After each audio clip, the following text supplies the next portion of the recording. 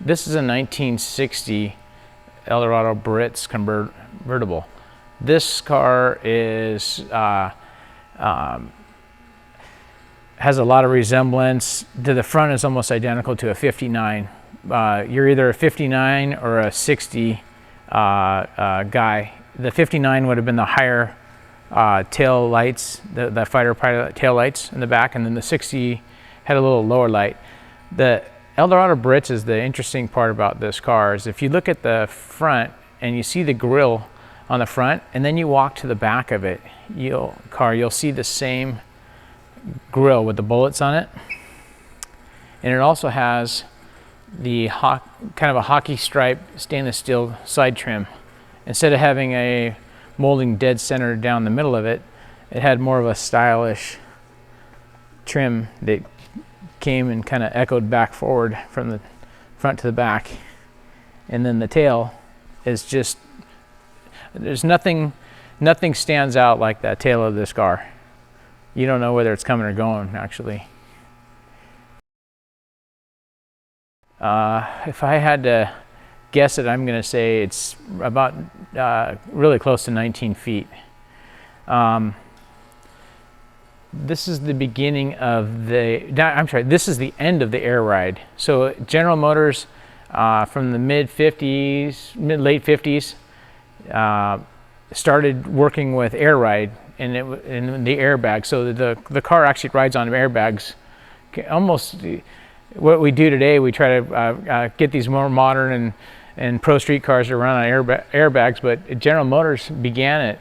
And it's really interesting the way they did it is they used I like to tell everybody it's kind of like a toilet.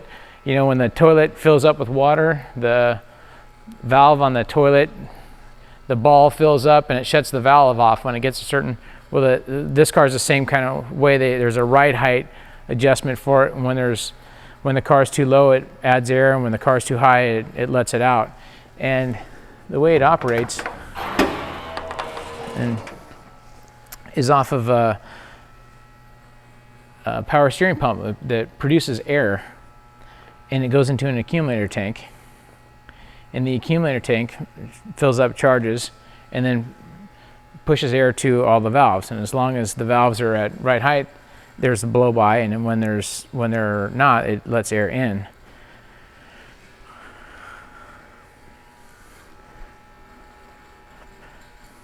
But I consider this a luxury performance car also. Big dual quad.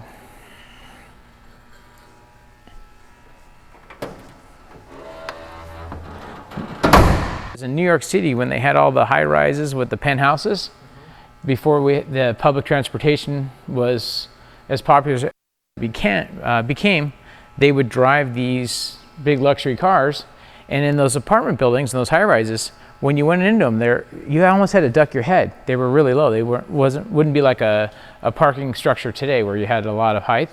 So these cars would wind up at the bottom. The air ride system was so bad in them that it would always go flat on them, and they could never get the cars. When the car's all the way down, you can't even turn the wheels without bending the fenders in it. It's a terrible design. So the cars would wind up at the bottom. You couldn't get a tow truck down there to get them out. Public transportation came along. The cars were just left down there in Bennett. So you think, okay, we're on the East Coast where it's moisture and it's always snowing and it's cold, and that's where all the cars would rot out. You never want to buy a car from if you're in California, you kind of want to keep, Arizona or this side, the warm weather, rust-free cars, and you don't typically want to go to New York City to find one. Well, most of them survived out of New York City because they were down in those buildings. And down in those buildings, the interesting part about it is they had the boilers down there that would keep the whole building hot. So those things were always in an oven and dry as can be. So that's really what saved a lot of these cars. Yes, it's a triple black car, black top, black on black.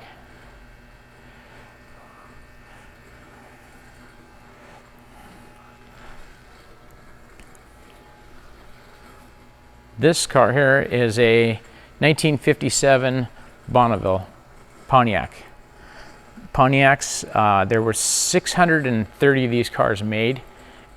They're pretty sure that there's a lot of missing VIN numbers, which if you get the production numbers up high enough so you can make sales and get on the track, you had to have get over 500 cars. So, but 630 is what's claimed to be produced. And what happened with these cars is it basically was just barely enough for one for every dealer in America. The dealer would get the car. It was so rare, and it was the beginning of fuel injection for General Motors, and they were all fuel injected cars. The car has it has a fuel injected motor which resembles the Rochester of the Corvette. Most of the owners of the dealerships tended to keep the car for a year, they drive it around and then sell it afterwards. This was the most expensive car that was made by Pontiac until 1978. We had gone into a recession in late '57, and economically the 58s sold for less. This car is beautiful condition. They were always white, and they either had a red interior or a blue interior. It was one or the other. The fuel injected system on this car is referred to as they'll call it a turkey baster, is our slang term for the street, because the fuel injection system is all underneath this lid, and it looks like a rat's nest of wires and little copper pipes going everywhere. So they put that cap on over it, and it cleaned up the mess. You'll notice there's a blue horn and then two blacks. Well, the accessory horn that Pontiac had was always blue. In 1957 was the last year that Pontiac used the Indian as their flagship on their logos.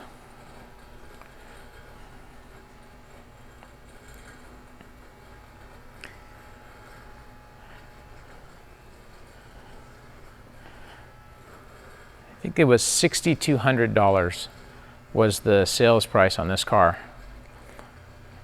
And if you think about $6,200 versus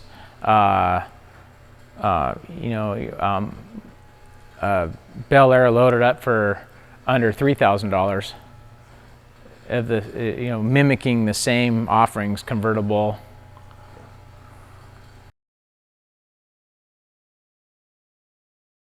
And this car has so much documentation on it. It actually has the original time slips when you were in Daytona, and when they would run on the sand, you'd get a time slip. And I must have 200 time slips with this car. During the restoration of the car was really interesting. I got all this documentation when I bought the car, and I'm reading the documentation, reading through it, and it says that the car was owned by the original owner of the dealership. Then it was sold, and it had gotten repossessed. And a mechanic in the back of the shop had bought the car. And in his notes, he had put that, hey, he was racing the car on the sand in Daytona, and he could never get the fuel injection pump to run right. So he took the fuel injection pump off, and he ran a regular intake manifold with a carburetor. And he had a horrific backfire, and he threw a bolt through the hood of the car. And I thought, that's really odd. And I'm reading this thing, I'm like, why would he even write that? Who would care? It's not here now, right? It's been fixed. So when we took the car and we took it all, I took the cars all the way down, and we had stripped the body. My assembler calls me and says, "You're not going to believe this." I said, "What's that?" And he says, "Somebody shot a bullet and through the hood of this car. This is a bullet hole. I can tell a bullet hole." And I said, "That's no bullet hole. That's a hole from a bolt that had gone through the hood of this car." And I've got the photos of it and everything. You're not going to believe this. And so, yeah, really. This is a 1961 Lincoln Continental. This was Ford's disaster of the entrance to luxury. Probably one of the most over-engineered cars that they've ever done. And the 61 being the beginning of Continental, the Lincolns. It runs on, it has a unibody rather than a frame, and they structurally didn't quite have it. They made 800 of these cars. 500 to 700 of them were exported, and the other 2,000 remained here. And of the ones in the U.S., 50% of them were crushed by the factory. So what would happen was the car would get picked up by the tow truck in the front, and it would carry the car at an odd angle. I'll show you the doors. It would pick up the car at an odd angle, and when the car is going down the road, so after it broke, the tow truck would finish the job on totaling the car off, because the car would wobble and it would collapse in the center, and it would bend, and you could never shut the doors right again. So it was really common for the dealer to throw the owner keys to a brand new 62. And in the ones that did survive, they would put they had a recall. You come in, they'd put a supporting beam along the bottom of it.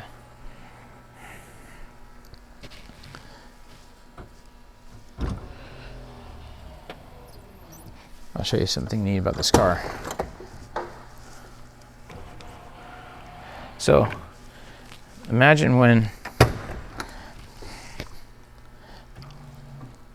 let's see, actually let me, my switch is on that side. Let me see.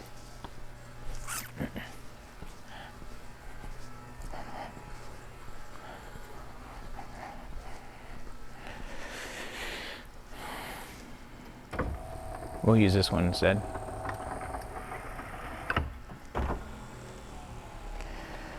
So remember when it was really cool to see when you would go open your Mercedes in the 80s, and you touch the button and the window would drop down? This is 1961. Isn't that cool? So that way the windows don't hit when if they were crossing right here, they would touch. I mean, 1961,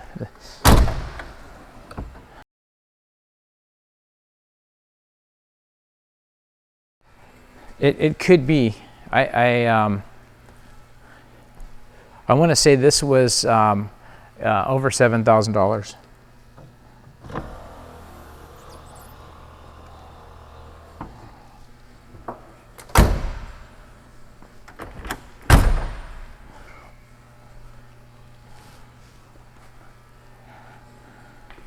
Continental was a standalone brand. Yeah, there's. For a little while before that, right? Yeah. There's about 30 solenoids that are on the inside behind the wall of the panel and that operate the top. And there's a thing they tell you when you become a Continental owner, you put your top up in one place.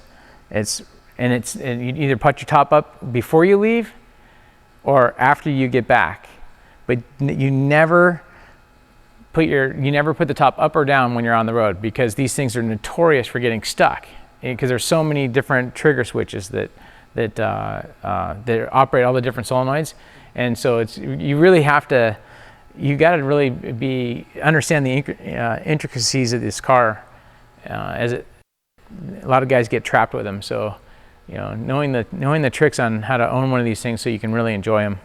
But it is a beautiful riding car, and it's definitely an eye catcher. It's got fantastic, good streamlines.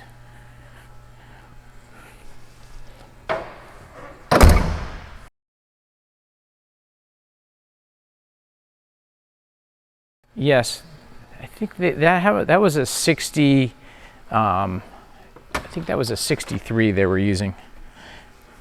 A lot of people refer to them as Kennedy cars, and it's not necessarily a Kennedy car. Kennedy would have been like late 62, but It's got the stigma of it because of the happening.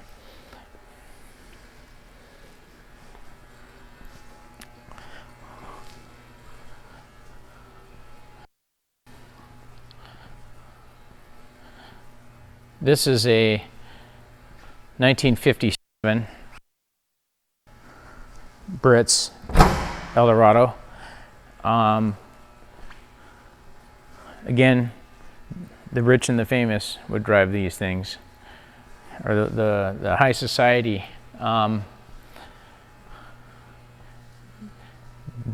These cars, this one had amount of units built, I want to say right around 2000. The interesting thing is in 1957, this is the largest, I always like fun facts about cars. This is the largest hood, even today, or deck lid on a trunk, that's ever been made. And from the size of this trunk, I mean, if you look at how big this trunk is,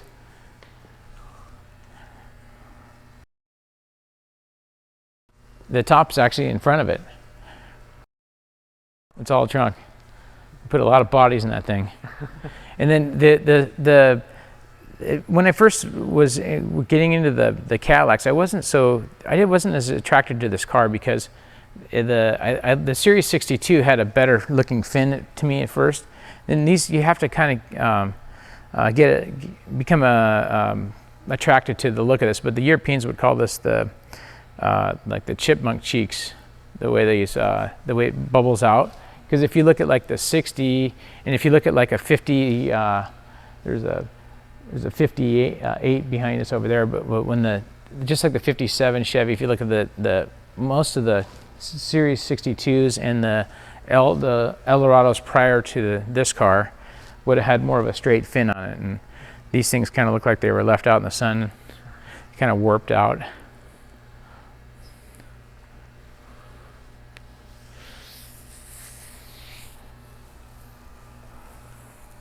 And in today's market, these things are really becoming something that you can get your hands on and enjoy. They've softened a lot financially.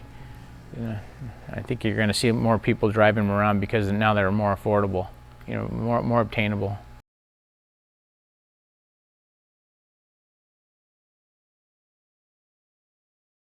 So this is a 57. So this would have been the top of the line for the Eldorado barrettes. So the 50, there was a 57 Series 62 would have more of a squared off tail without having the chipmunk cheek fenders. The front of the car would be relatively the same, but the Eldo Brits, this was the highest option. So in order to get the highest option with all the goodies, you had to, it was the Brits.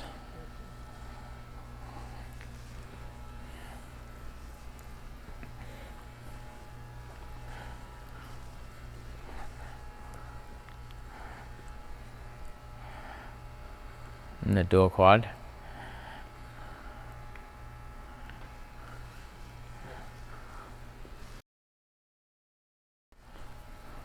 '57 Bel Air. You go, well, why would you have a '57 Bel Air? Well, I'm a fuel injected guy. I love fuel injection.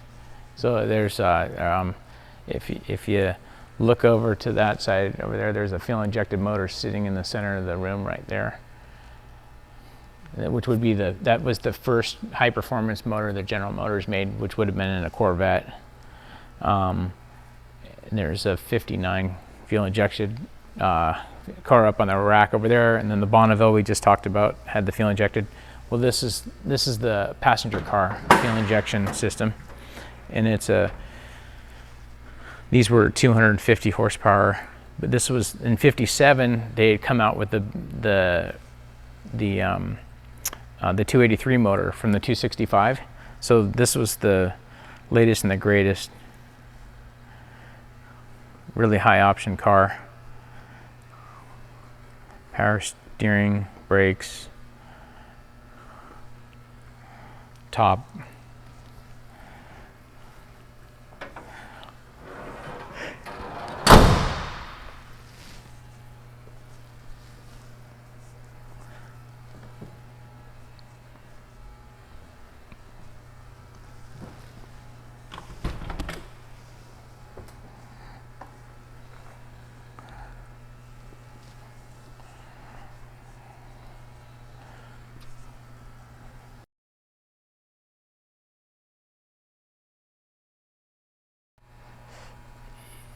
Yes and no. If you get them dialed in, I found that they can be really dependable. They've got their little quirks. How you start them is really important. If you understand them and you learn about them, they actually can work real well. But if you don't know them, it's really almost opposite of a carburetor when you're trying to start it.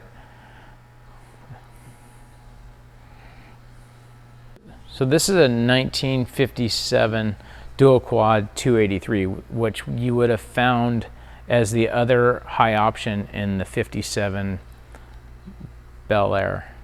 So there was two options: the Fuelie that's in it, or you could have gone this route with the dual quad 283, bigger cubic inch. This was truly the first high performance motor that General Motors had come to at the time. It was a milestone. And I like motors that mean things. So around the shop there was different engines. There's a Rocket 88 underneath the sign over there, which again, it would have been a General Motors car, but in 1950 to have the Rocket 88 engine, that was for an American car company, that was their first big hot shot.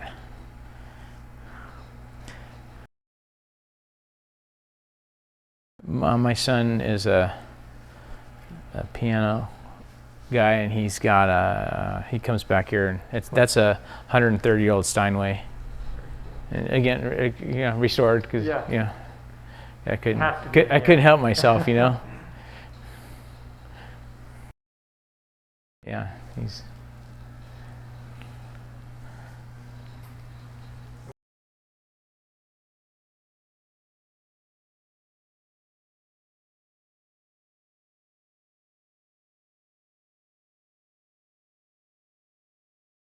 So the blue car, I did the Holy Land 1000 rally. Very cool. This is a 57, very similar to 58, 356A. This is a real black car, red interior. It's got a lot of bling. Pretty cars. Only thing I'd say not correct on this car would be the wheels. It's got a little bit later wheels on it. The rims, a little more, a little wider, easier to drive on. The wings are pretty cool for the air. Yeah.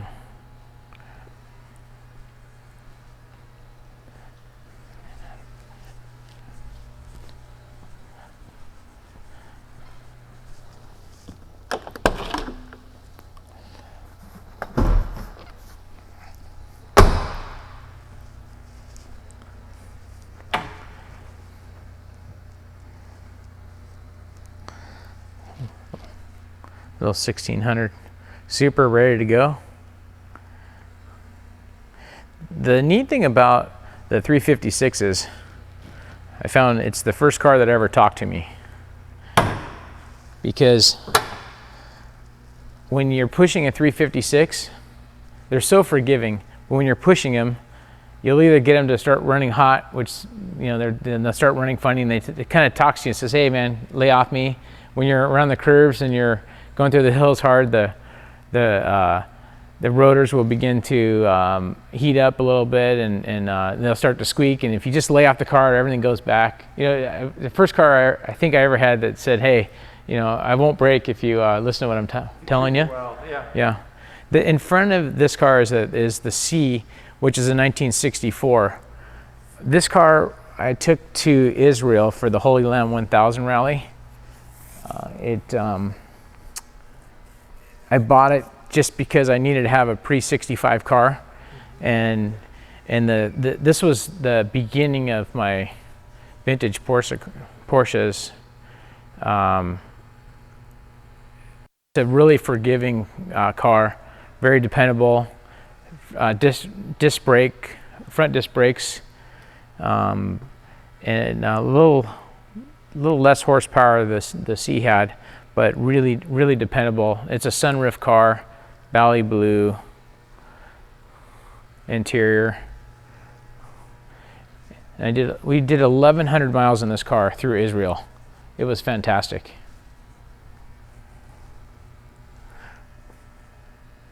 Blue on blue, sunroof, wood steering wheel.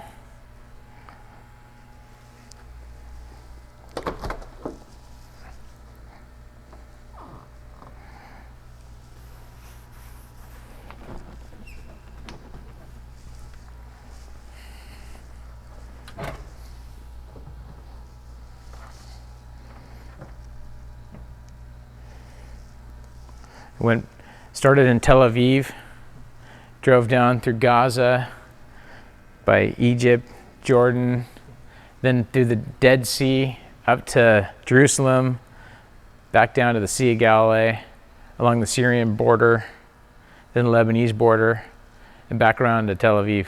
This is a 1952 three-fold split window Volkswagen.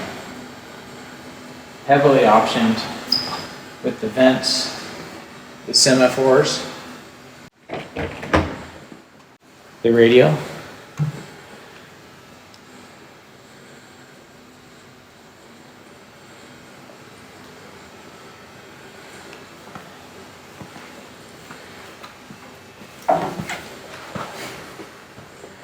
it has an unbelievable restoration.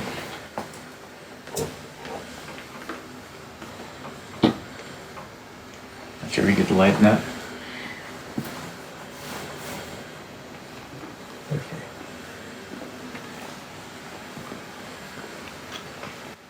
There's about 40 of them that are known to exist.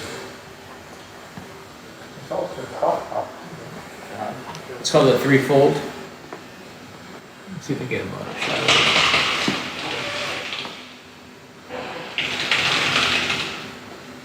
The water in this car, get the light on it.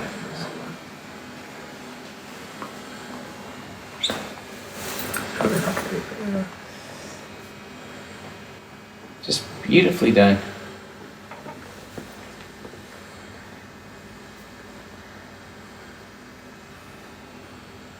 We chased this guy around for a while that restored this car. He had certainly put his homework and his time into it. Those are always the nice cars to get when somebody that understands them and just loves them.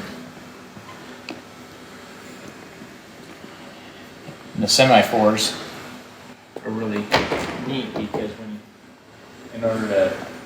you're changing lanes or you're signaling, the top switch, you flip it to the direction you're going to go. And the semaphore on that side of the car will pop open and the light goes on, indicating which way you're going. Right. And the radio option, that radio is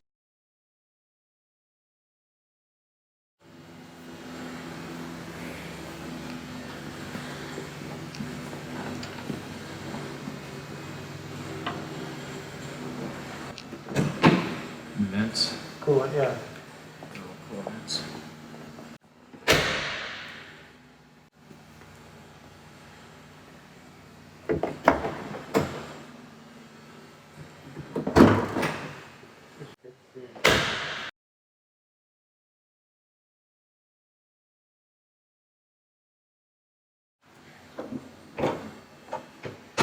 Just beautifully done.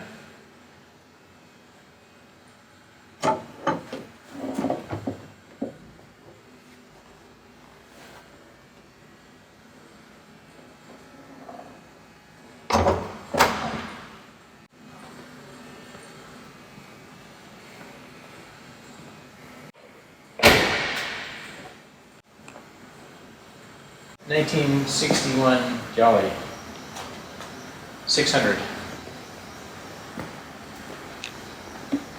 These cars were commonly found on Catalina Island as rental cars. There was a 500cc and a 600cc. This being the 600. Pretty primitive with the wicker interior.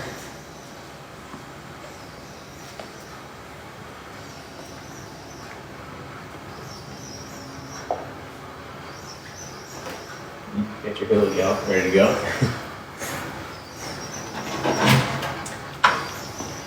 And your big CC motors. Nothing more than a motorcycle motor.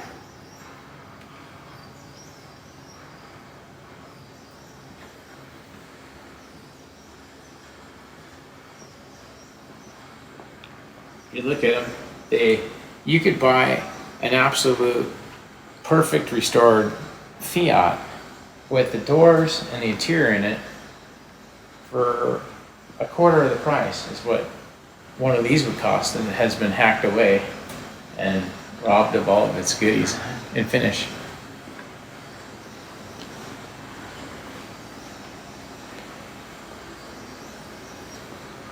As things get tight, it'd probably be a lot more fuel efficient to be driving in that. So you need a backup.